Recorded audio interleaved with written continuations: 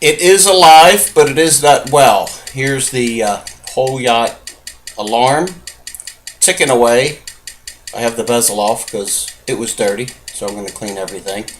And it's ticking, but it's not working so good. So we're going to do this prior to our service. You can see the best I can get out of this: 134 degrees, 1 millisecond of error, and it's a slow ticker at 18,000. There's our lift, 49 degrees. Let me come out here a bit, and whatever I do to this, I can't regulate it. 134 degrees, that's pretty consistent. And if you look at those tracking lines right there, they're wild, they're wiggly, they're all over the place. Things are really inconsistent with this watch.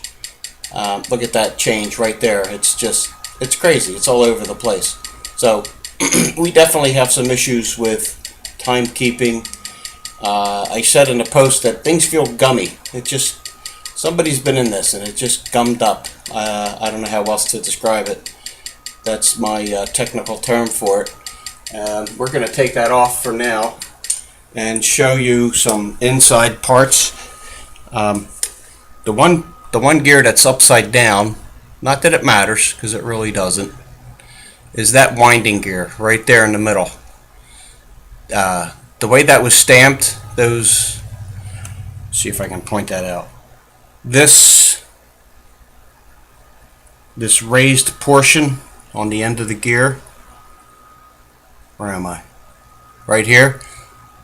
That's the underside of a stamping. So you would flip this over, it would look better, look cleaner and smoother than that rough edge. At least that's what I noticed. That might be a small detail, you know. That's just me being picky about how things are installed. When I do let this mainspring down, it feels gummy, like there's something holding it up. There's another thing I noticed. You can take a look at that balance. It's not swinging very far. It's working, you know. Technically, it's keeping time. Also, that shock spring has the same indications. See if I can get in tight. Can I get in tight? That spring,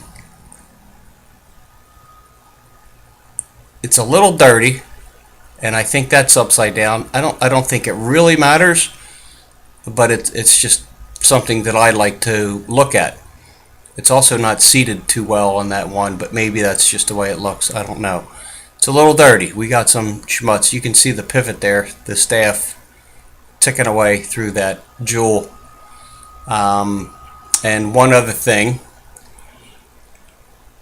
to indicate somebody was in here at one time, that screw directly over the center there, that is the pallet fork bridge screw.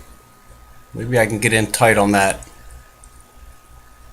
How does that look? It looks discolored. I can't get in tight enough.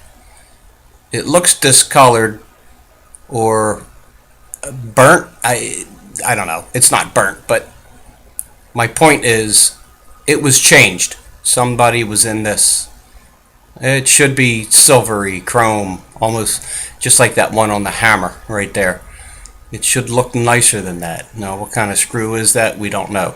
The good news is the epoxy has held up. The hairspring is concentric. The indexer moves through that arc pretty smoothly. You just can't do anything with this watch, and it looks dirty. You can see it's not clean. So this will be a pre-intro video on what we have here.